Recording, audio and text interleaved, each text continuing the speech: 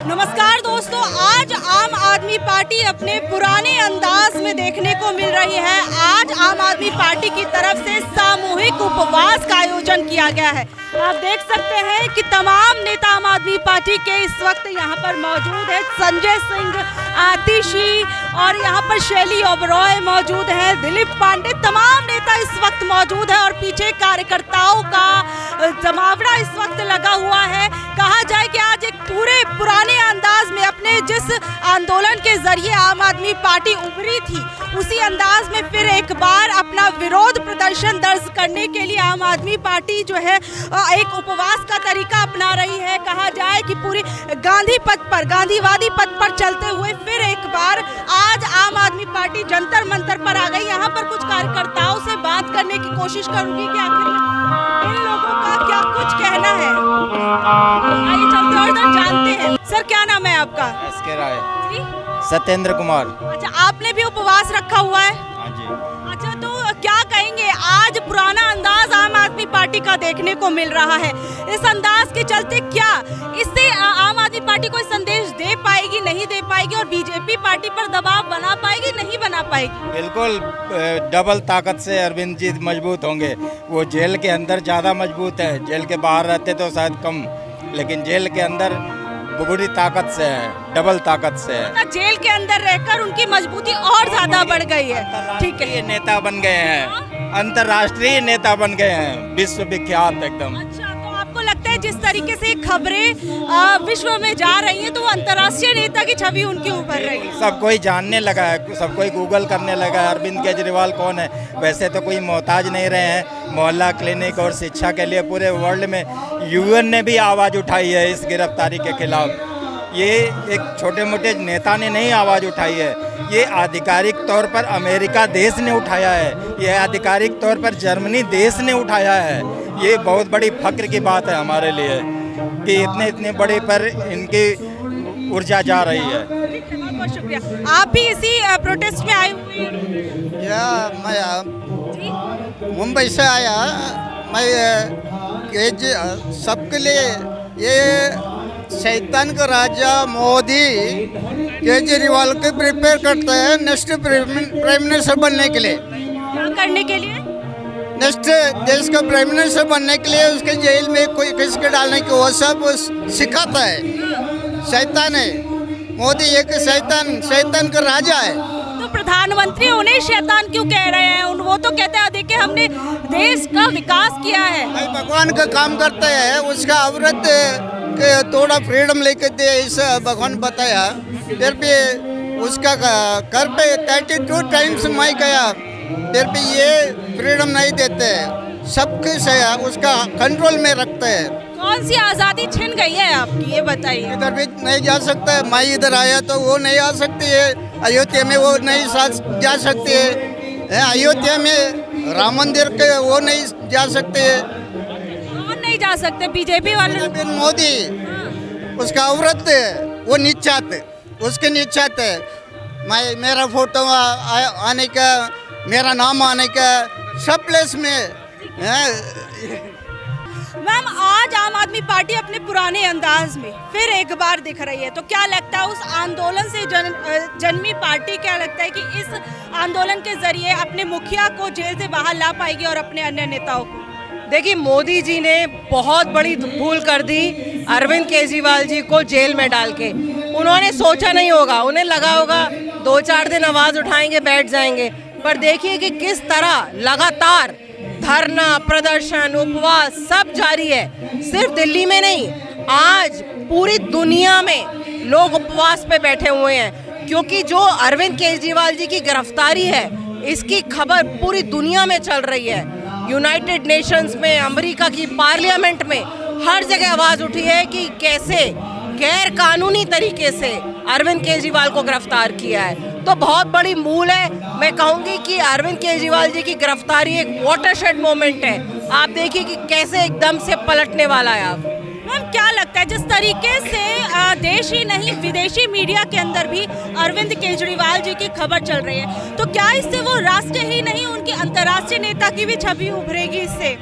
बिल्कुल, आपने अरविंद केजरीवाल जी को जेल में डाल के एक और आपने अरविंद केजरीवाल जी को अपना मुख्य चैलेंजर घोषित कर दिया कि आप उनसे इतना डरते हैं, आप उनको इलेक्शन में पराजित नहीं कर सकते। दिल्ली में लगातार आपकी हार होती है, आपको कोई तरीका नजर नहीं आता अरविंद केजरीवाल की राजनीति को हराने का, इसलिए आपने उनको जेल के पीछे डाल दिया। अब आप देखिए जर्मनी की पार्लियामेंट, इंग्लैंड की पार्लियामेंट, अमेरिका की पार्लियामेंट, हर पार्लियामेंट कह रही है कि अरविंद केजरीवाल को क्यों डाल दिया आपने पीछा, क्यों गिरफ्तार कर लिया। तो एक तरीके से देश का नाम बदनाम हो रहा है। हम पूरे दुनिया में प्रसिद्ध हैं कि देश में लोकतंत्र है, एक संविधान है, उस सब को आपने आज साख में धर दिया है।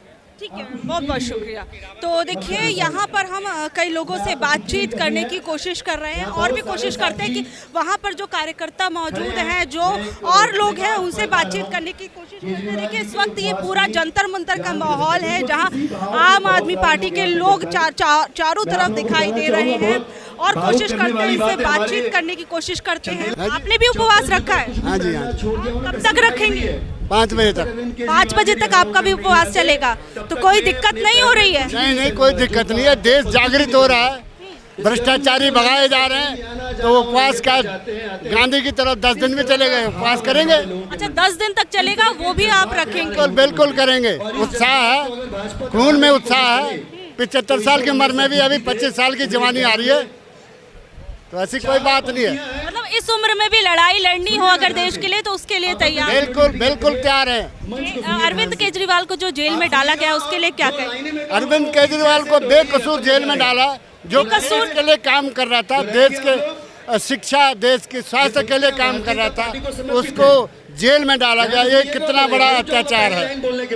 आज सेंटर की गवर्नमेंट है, उसने सारा देश देखना है, लेकिन वो पक्षपात कर रहा है। जांच एजेंसियों को जो है, जो अच्छा काम कर रहा है उसके पीछे लगाया जा रहा है। तो ये बहुत अत्याचार, नहीं तो क्या है, झूठे वायदे करके देश में सत्ता में आए। 15 लाख देंगे, 2 करोड़ नौकरियां देंगे, जनधन खाते खोलेंगे, किसानों की आय दोगुना करेंगे, झूठ बोल के और इस देश में आए। और अब सफाई हो रही है, जो देश में अच्छा काम कर रहे हैं, देश के लिए सोच रहे हैं, देश की गरीबी के लिए सोच रहे हैं, किसान के लिए सोच रहे हैं, नौजवान के लिए सोच रहे हैं, उसको आज जेल में बढ़ाया जा रहा है। इसलिए आज 75 साल का आदमी उपवास का 10 दिन भी उपवास चले, हम बैठने को तैयार हैं। अच्छा, आपको और वक्त तक भी बैठना पड़े तो आप तैयार हैं?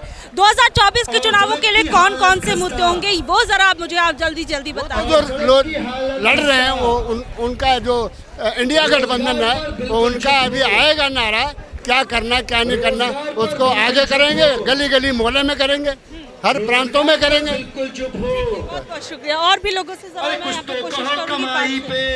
सर, क्या कहेंगे, आज पूरे दिन उपवास का ये कार्यक्रम रखा गया है, इसमें महिला कार्यकर्ता मौजूद है, बुजुर्ग कार्यकर्ता मौजूद है, नौजवान कार्यकर्ता मौजूद है। क्या इस जोश के चलते आम आदमी पार्टी अपने मकसद को पूरा करने में कामयाब हो पाएगी? देखिए, जब देश पर अंग्रेजों का शासन था, उन्होंने सारे क्रांतिकारी जो अंग्रेजों के खिलाफ आवाज़ उठाते थे, उनको जेल में बंद कर देते थे। आज इतिहास को दोहराया जा रहा है।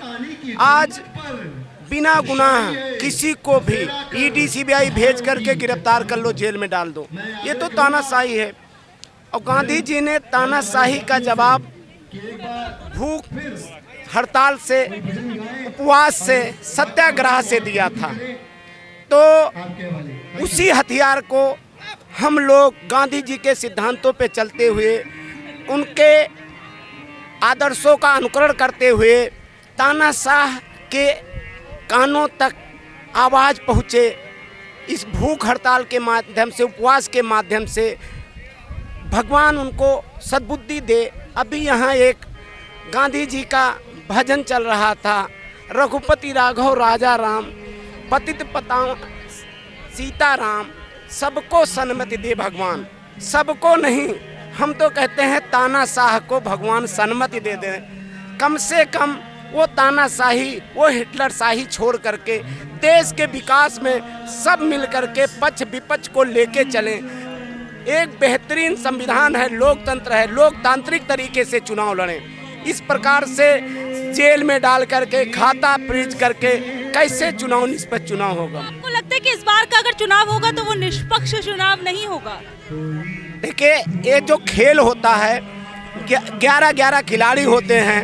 आप एक टीम के कई खिलाड़ियों को चोटिल कर दो, बैठा दो, किसी को बैट छीन लो, किसी का बॉल छीन लो, कैसा निष्पक्ष चुनाव होगा? निष्पक्ष चुनाव होता है कि आप भी लड़ो, हम भी लड़ें। आचार संहिता लगने के बाद हमारे संविधान में कहीं नहीं है।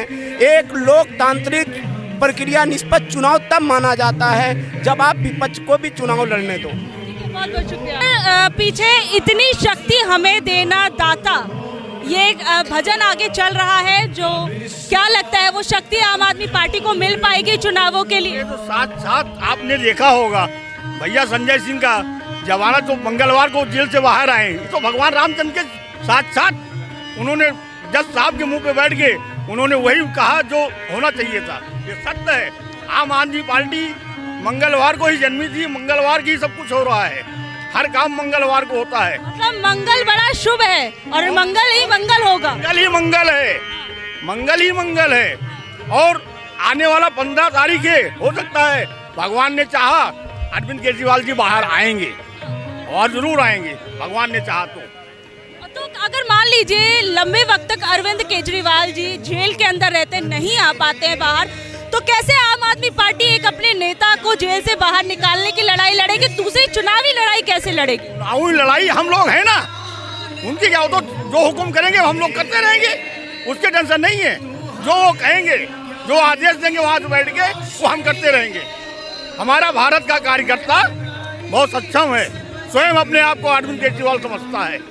वो आए, चाहे वहाँ से चलाएं चाहे यहाँ से चलाएं, इस्तीफा नहीं देंगे। नहीं देंगे, लेकिन एलजी और बीजेपी तो बोल रहे हैं कि इस्तीफा लेंगे हम लोग, और इस्तीफा दिलाने के लिए वो बार बार विरोध प्रदर्शन भी कर रहे हैं। वो चाहे तो बर्खास्त कर सकते हैं मगर इस्तीफा नहीं देंगे। वो चाहे तो बर्खास्त कर सकते हैं, चाहे वो राष्ट्रपति हो चाहे राज्यपाल हो, वही कर सकता, बाकी इसके सिवा उनको इस्तीफा नहीं देंगे।